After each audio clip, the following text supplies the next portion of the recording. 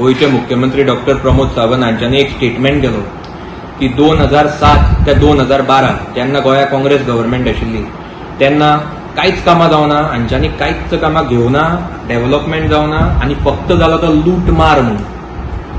हांव तांकां सांगपाक सोदतां की त्या टायमाचेर जे मुख्यमंत्री आशिल्ले मडगांवचे आमदार दिगंबर कामत आनी ताजे बरोबर जे 6 कॅबिनेट मिनिस्टर्स आशिल्ले हे सगळे लोक आज तुमच्याच गव्हर्नमेंटान आसा आनी तातूंतले 6 कॅबिनेट मिनिस्टरूय बी आसा। हांव दिगंबर कामतीक रिक्वेस्ट करता एक मडगांवकार म्हणून की तांच्यांनी हाजेर इमिजिएटली क्लॅरिफिकेशन दिवचें, कित्याक मडगांवकार तांकां प्रत्येक वेळार विश्वासान निवडून हाडटाले। ते फाल्यां काँग्रेसीन आसूं नाल्यार बीजेपीन आसूं नाल्यार परत काँग्रेसीन वचूं, तांकां सदांच विश्वासानी लोकांनी निवडून हाडला। हाजेर तांच्यांनी इमिजिएट क्लॅरिफिकेशन दिवचें, नाल्यार हो मडगांवकाराचो इन्सल्ट जातलो।